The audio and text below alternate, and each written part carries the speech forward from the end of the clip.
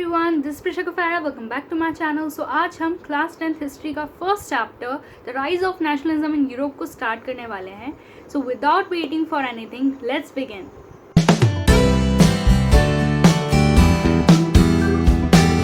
So look at this picture.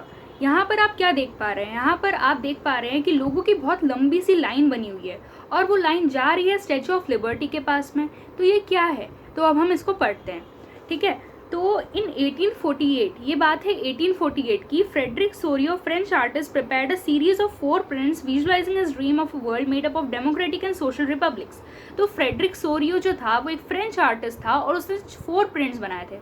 उसमें से एक प्रिंट जो था वो ये फोटो था और उसमें उसका नाम क्या था? Democratic and social republics.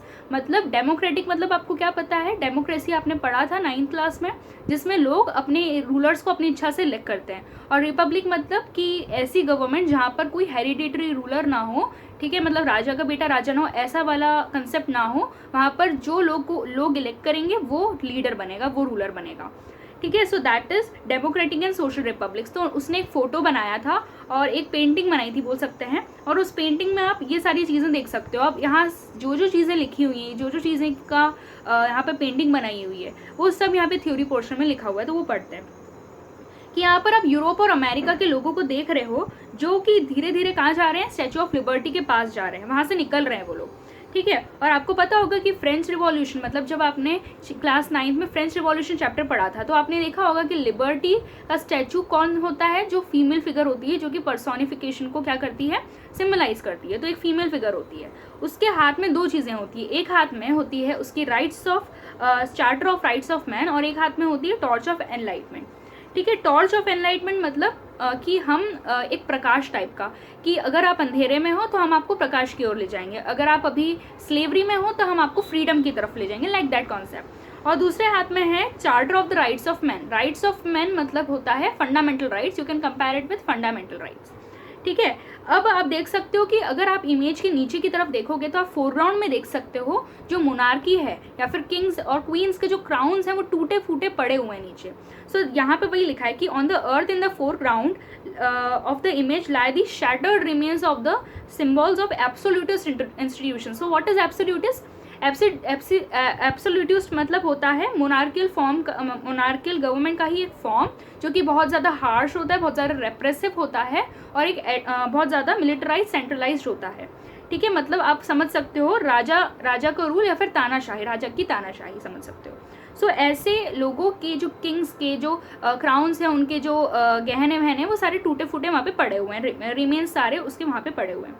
तो सोरियो के यूटोपियन विजन में ये था, यूटोपियन विजन मतलब क्या, कि उसने ऐसी कुछ सोच बना ली थी कि वो इतनी ज़्यादा अच्छी थी कि वो शायद नहीं हो सकती, ऐसी सच्ची की ऐसी सोसाइटी नहीं हो सकती, लेकिन उसने इतनी सारी चीज़ें सोच ली थी। तो उसने क्या सोचा था? उसके यूटोपियन विजन ये था कि लोगों के जो वर्ल्ड के जो लोग हैं वो अलग अलग नेशंस के लोग हैं, ठीक है। They are of distinct groups और डिस्टिंक्ट नेशंस, और वो ग्रुप बना के रखे हैं।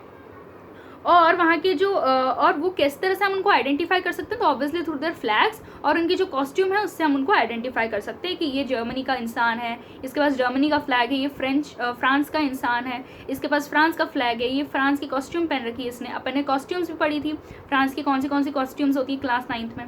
आगे बढ़ते हैं। तो यहाँ पर ये बात बता दी है कि यहाँ पर तो बहुत सारी कंट्रीज़ के वो लोग आते जा रहे हैं, लेकिन जो यूनाइटेड स्टेट्स ऑफ अमेरिका है और जो स्विट्जरलैंड है वो ऑलरेडी नेशन स्टेट्स थे। अब नेशन स्टेट से क्या समझते हो? तो नेशन स्टेट्स को आप मॉडर्न स्टेट्स भी समझ सकते हो। मॉडर्न स्टेट्स मतलब वो स्टेट्स जिस पर कॉन्स्टिट्यूशन है, जहाँ पर कॉन्स्टिट्यूशन है वहाँ पर कोई मोनार्की नहीं है, वहाँ पर कोई डिक्टेटरशिप नहीं है, और वो बहुत अच्छी सी एक स्टेट है जहाँ पर सोवरेनिटी जो है, सोवरेनिटी मतलब राइट्स, मतलब जो भी आपके इंटरनल और एक्सटर्नल जितने भी इश्यूज होते हैं उन पर डिसीजन लेने का जो हक है वो लोगों के पास है, ना ही किसी डिक्टेटर के पास है, ना ही किसी राजा के पास है। So that is the nation state. तो ऐसी नेशन स्टेट होती है। उसके बाद में मैंने बता दिया यूनाइटेड स्टेट्स और स्विट्जरलैंड तब तक नेशन स्टेट्स थी, जबकि जो फ्रांस था जिसको हम आइडेंटिफाई कर सकते हैं, किस तरह से आइडेंटिफाई कर सकते हैं? तो हमने क्लास 9th में भी पढ़ा था कि उनका एक रिवॉल्यूशनरी ट्राई कलर था, मतलब रिवॉल्यूशनरी ट्राई कलर का एक फ्लैग था, 3 कलर्स का फ्लैग था। कौन से कलर्स का आप मुझे कमेंट सेक्शन में बताएंगे, ठीक है।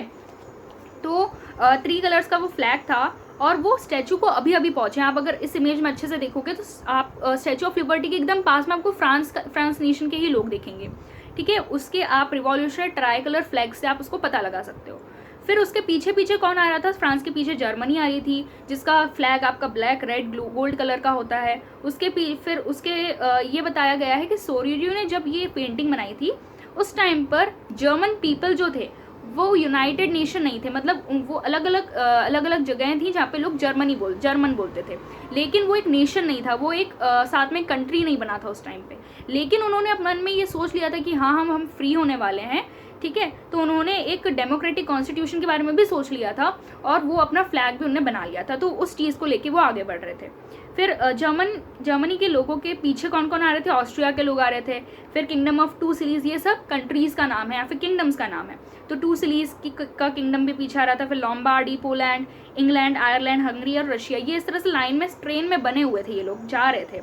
और आप हेवंस में देखोगे, जब आप यहाँ पे स्काई में देखोगे तो आपको दिखेंगे क्राइस्ट, सेंस और एंजल्स, मतलब जो भगवान है यहाँ के। अब इंडिया के तो भगवान तो यही होते हैं, विष्णु, महेश और ये सब लोग होते हैं, लेकिन वहाँ पे तो क्रिश्चियंस लोग होते हैं, तो वहाँ पर जीसस क्राइस्ट होते होंगे। फिर वहाँ के जो एंजल्स होती होंगी वो उन लोगों को मानते होंगे, क्योंकि वहाँ के सारे लोग क्रिश्चियंस होते हैं ज़्यादातर, ठीक है, क्रिश्चियनिटी को ही वो प्रैक्टिस करते हैं। तो वहाँ पे ऊपर से वहाँ के उनके भगवान देख रहे हैं नीचे उन सब लोगों को, और वो मतलब इस तरह से ये ऐसा इसलिए बनाया है कि वो अपना आशीर्वाद दे रहे हैं कि हाँ ये लोग नेशन स्टेट जल्दी बन जाएंगे, ठीक है। दे हैव बीन, वो क्यों बनाए हैं कि वो फ्रेटर्निटी सिम्बलाइज करते हैं कि हम सब एक परिवार की तरह हैं, ठीक है, हम सब ब्रदर्स, हम सब सिस्टर्स हैं, लाइक दैट। तो अब ये सब तो हो रहा था, तो ऐसा सच्ची में भी 19th सेंचुरी का मतलब क्या होता है? 19th सेंचुरी का मतलब होता है 1800 to 1899 के पीरियड में। ये याद रखना, अगर 19th सेंचुरी बोला है तो 1800 से 1899 के पीरियड में, अगर 18th सेंचुरी बोला है तो 1700 से 1799 के पीरियड में, ये एकदम ध्यान रखना। तो 19th सेंचुरी में क्या हुआ था? नेशनलिज्म यूरोप में जगने लगा था, लोगों के बीच में नेशनलिज्म आने लगा था, तो नेशनलिज्म एमर्ज होने लगा था लोगों के बीच में। तो एंड रिजल्ट क्या था कि लोग, मतलब वहाँ के जो स्टेट्स थे, वहाँ पे जो नेशंस थे वो नेशन स्टेट्स बन गए थे, लेकिन बीच में एक मॉडर्न स्टेट भी आई थी। मतलब पहले क्या थे? डायनेस्टिक रूलर्स थे वो तो, फिर वो बाद में क्या बन गए थे? नेशन स्टेट्स बन गए थे। बीच में एक और कंसेप्ट आया था मॉडर्न स्टेट्स का। वहाँ पर क्या था? वहाँ पर कॉन्स्टिट्यूशन तो बन गया था, लेकिन वहाँ पर मोनार्की तब भी एग्जिस्ट करती थी, लेकिन थोड़े टाइम बाद नेशन स्टेट्स बन गए, जबकि जहाँ पर लोग ही रूलर मतलब बन गए, लोग ही एक तरह से अपनी कंट्री को चलाने लग गए। सो that is the nation state. तो ये सब हो पाया है थ्रू बहुत सारा स्ट्रगल, बहुत ज़्यादा लोगों ने स्ट्रगल किया। जैसे हमारे इंडिया में गांधी जी ने और दूसरे बहुत सारे बड़े बड़े लीडर्स ने बहुत ज़्यादा स्ट्रगल किया है, उसी तरह से यूरोप में भी ऐसे बहुत सारे कॉमन लीडर्स थे जिन्हें बहुत ज़्यादा स्ट्रगल करके ही ये चीज़ अचीव करी है। तो अब हम स्टार्ट करते हैं हमारा first part, that is the French revolution and the idea of nation, ठीक है। तो फ्रेंच रिवॉल्यूशन तो आपको याद होगा, अगर नहीं याद है तो मैं आपको फिर से एक बार बता देती हूँ। फ्रेंच रिवॉल्यूशन हुआ था जुलाई में 1789 में, ठीक है, आपने 9th क्लास में ये पढ़ा है। ये एक पहली बार रिवॉल्यूशन हुआ था किसी राजा महाराजा के अगेंस्ट, वी कैन से, ठीक है। तो वहाँ पर जो लुइस 16 थे वो बहुत ज़्यादा ही टैक्सेस बढ़ा रहे थे, बहुत ज़्यादा ही प्रॉब्लम्स आ रही थी फ्रांस में, इसलिए लोगों को इस तरह से रिवॉल्यूशन को करना पड़ा। तो ये फर्स्ट एक्सप्रेशन था नेशनलिज्म का, कि लोगों में पहली बार, फ्रांस में ही लोगों में सबसे पहले नेशनलिज्म जागा था, और उन्होंने 1789 में फ्रेंच रिवॉल्यूशन को कर दिया था। तो फ्रांस, जो कि आपको याद होगा, तो 1789 में तो वो एकदम एब्सोल्यूट मोनार्क के अंडर में था। एब्सोल्यूट मोनार्क मतलब तानाशाही किंग के अंडर में था, जो कि कौन थे? लुइस 16 थे। और उस टाइम पे क्या था? जो पॉलिटिकल और कॉन्स्टिट्यूशनल चेंजेस जो थे, जो कि फ्रेंच रिवॉल्यूशन के बाद में हुए थे, पॉलिटिकल और कॉन्स्टिट्यूशनल चेंजेस जो थे फ्रेंच रिवॉल्यूशन के बाद में जो हुए थे, उससे क्या हुआ था? जो सोवरेनिटी थी, मतलब एक्सटर्नल और इंटरनल जो भी इश्यूज होते हैं उनके ऊपर डिसीजंस बनाने का जो हक, वो मोनार्क से हटके किसके पास आ गया था? लोगों के पास आ गया था। और इसका मतलब, फ्रेंच रिवॉल्यूशन का मतलब ये था कि अब उस कंट्री को, मतलब फ्रांस को, अब कोई किंग नहीं चलाएगा, वहाँ के लोग ही चलाएंगे, ठीक है। तो इतना क्लियर हो गया। अब आगे बढ़ते हैं। तो उसके बाद में जब ये सब हो गया था, तो उसके बाद में फ्रांस ने सोचा कि यार लोगों की कॉमन आइडेंटिटी होनी चाहिए और उसके लिए हमें कुछ चीज़ें बनानी चाहिए। तो उन्होंने क्या बनाया? उन्होंने ideas of La Pitre and ले सिटोयन, ये दो नाम के उन्होंने कुछ टाइटल्स लिखे। और ला पित्रे मतलब होता है द फादरलैंड, एंड ले सिटोयन मतलब होता है द सिटीजन। इसका ये इसलिए बनाए गए ताकि लोगों को लगे कि हाँ, ये कम्युनिटी जो है वो यूनाइटेड है, ठीक है, और कॉन्स्टिट्यूशन के अंडर है, सारे लोगों में इक्वल राइट्स हैं और ये कॉन्स्टिट्यूशन के अंडर है। इस तरह की कॉमननेस को करने के लिए उन्होंने ये कुछ मेजर्स और प्रैक्टिसेस को क्रिएट किया था। तो ये फर्स्ट पॉइंट हो गया। ये आपका क्वेश्चन आता है कि what were the means after the French revolution what French revolutionaries introduce which measures or practices French Revolutionary introduced to create a common identity or collective identity amongst the French people। तो first point तो ये वाला लिख लोगे, ला पित्रियन लेसुटोरियन वाला। Second point लिखोगे कि उन्होंने फिर वो जब फ्रेंच रिवॉल्यूशन हो गया, मोनार्की चली गई, फुल्ली रिपब्लिक हो गया फ्रांस, तो उसके बाद में उन्होंने एक ट्राई कलर, उन्होंने एक फ्लैग बनाया था। ठीक है, आपका फ्लैग का जो कलर है वो मैंने आपको कमेंट सेक्शन में पूछा है, याद रखिएगा और बताइएगा। तो उन्होंने फिर अपना एक 3 कलर्स का, ट्राई कलर मतलब 3 कलर्स का एक फ्लैग बनाया था उन्होंने, और फिर उन्होंने एक एक्टिव सिटीजन्स और पैसिव सिटीजन्स की बॉडी बनाई थी। यू नो एक्टिव सिटीजन्स और पैसिव सिटीजन्स। एक्टिव सिटीजन्स जो कि वोट कर सकते थे और पैसिव सिटीजन्स जो नहीं कर सकते थे, ऐसे समझो। बिकॉज 9th में आपने इसको बहुत डिटेल में पढ़ा था, लेकिन अभी इतना टाइम नहीं है because it is very big chapter, so हमें थोड़ा सा जल्दी करना पड़ेगा। ओके और एक्टिव सिटीजन्स जो लोगों को इलेक्ट करते थे, तो उन लोगों को बोला जाता था नेशनल असेंबली। एक असेंबली थी जिनको बोला जाता था नेशनल असेंबली।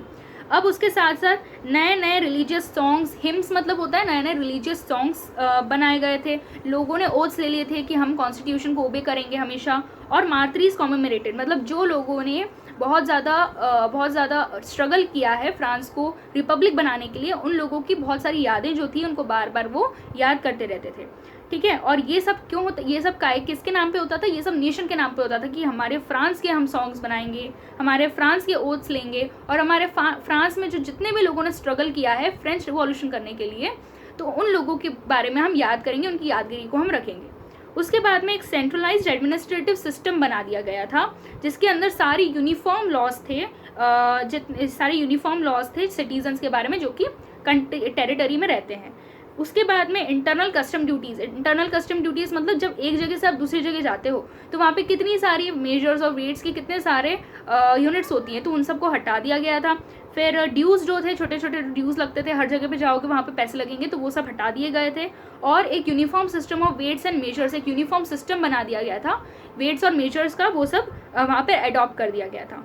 फिर रीजनल डायलेक्ट्स मतलब छोटी छोटी जगहों के जो लैंग्वेजेस थी वो सब हटा दी गई थी। और फ्रेंच लैंग्वेज जो है, जो कि पेरिस में भी बोली जाती है और वहाँ पर लिखी भी जाती है, तो वहाँ पर वो जो लैंग्वेज थी उसे ही कॉमन लैंग्वेज बता दिया गया था। It means the national language बोल सकते हैं। इंडिया में तो कोई नेशनल लैंग्वेज है नहीं।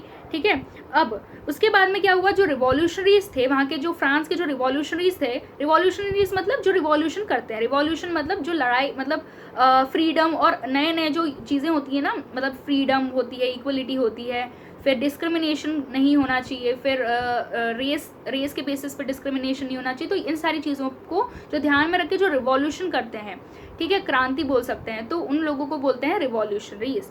ठीक है, ये सब आपने 9th में पढ़ा है, लेकिन जिन लोगों ने 9th अच्छे से नहीं करी उनको 10th को बेसिक से करना पड़ेगा। ठीक है, तो रिवॉल्यूशनरीज जो बोलते थे वो डिक्लेयर करते थे कि जिस तरह से हमने फ्रांस में सोवरेनिटी को मोनार्की से हटा के लोगों में ला दिया है, वैसे ही यूरोप की अदर स्टेट्स और अदर कंट्रीज़ को भी हमें इस तरह से ही नेशन स्टेट्स बनाना है। तो क्या हुआ था कि फ्रांस के इवेंट्स जितने भी हो रहे थे, उससे क्या हुआ था, यूरोप के दूसरे लोग जो थे वो इतने ज़्यादा इंस्पायर हो गए थे, और वो सोचते थे कि हमें भी अपना जैकोबिन क्लब बनाना है। जैसे कि फ्रांस में जैकोबिन क्लब बना था, वैसे ही अलग अलग लोग भी सोचने लगे थे हम भी जैकोबिन क्लब बनाएंगे, हम भी इक्वलिटी लाएंगे हमारी कंट्री में, फ्रीडम लाएंगे हमारी कंट्री में। तो इस तरह से वो ये सब सोचते थे। और इनकी जो एक्टिविटीज़ और तो फिर फ्रेंच आर्मीज़ क्या करने लगी थी, फ्रांस की जो आर्मीज़ थी वो अलग अलग कंट्रीज़ में जाने लग गई थी, जैसे होलैंड, बेल्जियम, स्विट्ज़रलैंड और इटली में भी जाने लगी थी। और वहाँ पर वो क्या करती थी, नेशनलिज्म की जो फीलिंग है वो फैलाती थी। अब आता है कि ये तो हो गया। अब आपने 9th क्लास में ये भी पढ़ा था कि ये सब वो कर रहे थे, लेकिन थोड़े टाइम बाद में जब लेजिस्लेचर्स और डिक्टेटर्स जो थे उनके बीच में जब थोड़ी सी लड़ाई झगड़ा होने लग गया था, तो कौन आया था, तो आया था नेपोलियन बोनापार्टे। ठीक है, तो अब हम उसके बारे में पढ़ेंगे, उसके बारे में डिटेल में पढ़ेंगे कि जो नेपोलियन बोनापार्टे आया था उसने फ्रांस में आके क्या किया था, उसने फ्रांस में आके मॉडर्नाइजेशन किया था, सारी चीज़ों को मॉडर्न कर दिया था, उसने बहुत सारे अच्छी चीज़ें करी थी वहाँ पर आके। वो डिक्टेटर था, although he was a dictator, लेकिन फिर भी उसने बहुत अच्छी चीज़ें करी थी। मोनार्की तो आ गई थी, डिक्टेटर नहीं था वो, मोनार्क था, मतलब एक राजा की तरह ही था। तो मोनार्की तो वो ले आया था, फ्रांस में उसने डेमोक्रेसी को हटा दिया था, लेकिन डेमोक्रेसी में जितना अच्छा एडमिनिस्ट्रेटिव फील्ड होता है उससे भी अच्छा एडमिनिस्ट्रेटिव फील्ड उसने मोनार्की में बना दिया था, वो जो ज़्यादा रैशनल था और ज़्यादा इफेक्टिव था। ठीक है, फिर उसने एक सिविल कोड ऑफ 1804 को लागू किया था। सिविल कोड, जिसको हम नेपोलियनिक कोड भी बोलते हैं, उस पर 3 मार्क्स का क्वेश्चन आता है।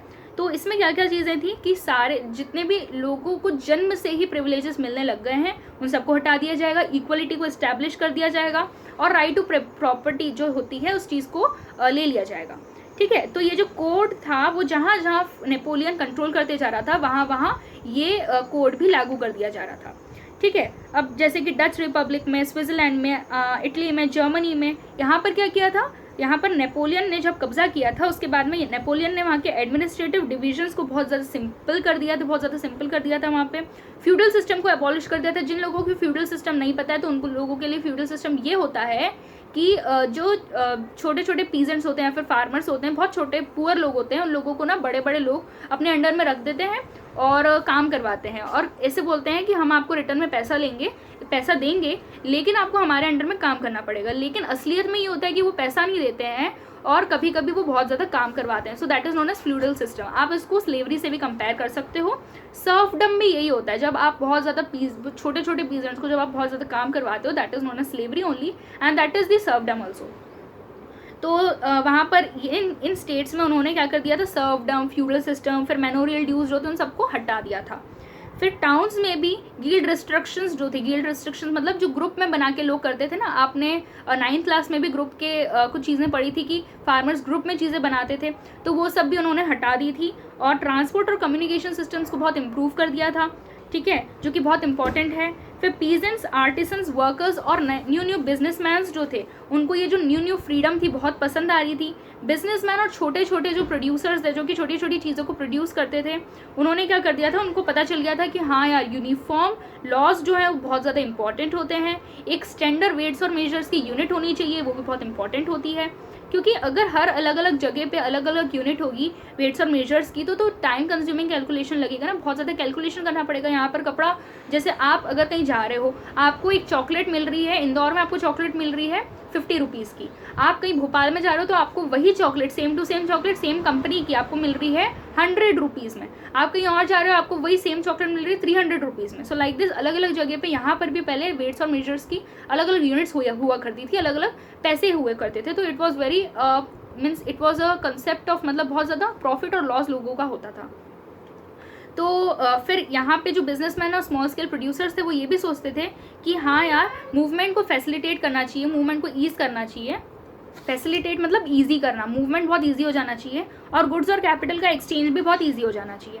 फिर हाउएवर क्या हुआ कि जो लोग however the areas in the मतलब जहाँ जहाँ पर ये नेपोलियन जाते जा रहा था, कनकर करते जा रहा था, तो वहाँ पे फ्रेंच रूल मिक्स हो रहा था। फ्रेंच रूल मिक्स होना मतलब कि जैसे उसने पोलैंड में कब्जा किया तो पोलैंड के जो पॉलिश लोग होते हैं वहाँ पर फ्रेंच सिटीजन्स भी तो आ जाएंगे, क्योंकि नेपोलियन तो फ्रेंच था, फ्रांस का था, तो वो जहाँ जहाँ पे जा रहा था अपनी आर्मी भी वहाँ पे लेके आ रहा था। कुछ लोग वहाँ पे घायल हो जाते थे तो वहीं पे उनका इलाज चालू हो जाता था, वहीं पे वो बसने लग जाते थे।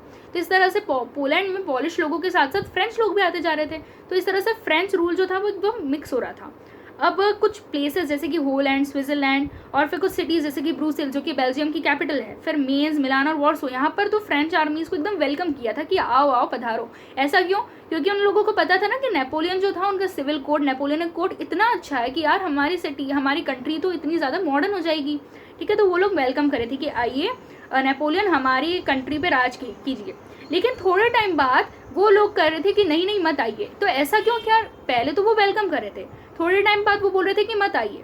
ऐसा क्यों? ऐसा इसलिए क्योंकि फिर जब वो कब्जा करने लग गया नेपोलियन तो उन लोगों को लगा कि यार इन लोगों ये जितना भी मॉडर्नाइजेशन कर रहा है उससे ज़्यादा तो ये रिस्ट्रिक्शंस लगा रहा है। वो क्या करने लग गया था, उसने टैक्सेशन इंक्रीज कर दिया था, उसने सेंसरशिप मतलब न्यूज़पेपर्स, फिर गुड्स, इतनी अलग अलग चीज़ों पे उसने बहुत ज़्यादा कंट्रोल कर लिया था, बहुत ज़्यादा स्ट्रिक्टली कंट्रोल कर दिया था। फिर जैसे वो पोलैंड में जाता या फिर कहीं पर भी जाता तो वहाँ के लोगों को वो अपनी आर्मी में इंक्लूड कर लेता था, क्योंकि उसको पूरे यूरोप को कनकर करना था, इसलिए तो वहाँ के लोगों को भी वो ले लेता था। तो इतने सारी चीज़ें थी तो उनको लग रहा था यार हमारी खुद की फ्रीडम भी नहीं है, हम पोलैंड के लोग हैं लेकिन हमें पॉलिश तो बोलने ही नहीं दी जा रही, हमें तो फ्रेंच ही बोलना पड़ रहा है। फिर हमें इतनी सारे टैक्सेशन भी ज़्यादा हो गया, सेंसरशिप भी बहुत बढ़ गई है, हमें फ्रेंच आर्मीज़ में हमारे फैमिली मेम्बर्स को भी जाना पड़ रहा है, जैसे कि उनकी जान को खतरा हो रहा है। सो इतने सारे उनको डिसएडवांटेजेस ज़्यादा लगने लग गए थे एडवांटेजेस के, तो इसलिए वो चाहते थे कि अब नेपोलियन हमारी कंट्री में नहीं आना चाहिए। सो यहाँ तक हमने पढ़ा है। अब हम अगले वीडियो में the making of nationalism in Europe पढ़ेंगे, जो कि सेकेंड पार्ट है, ठीक है। सो टिल देन आप इस चैप्टर को अच्छे से पढ़िए। Also please like, share and subscribe to my channel. Hit the bell icon for getting all the notifications and updates of my videos. So till then, stay connected, stay safe. Bye everyone.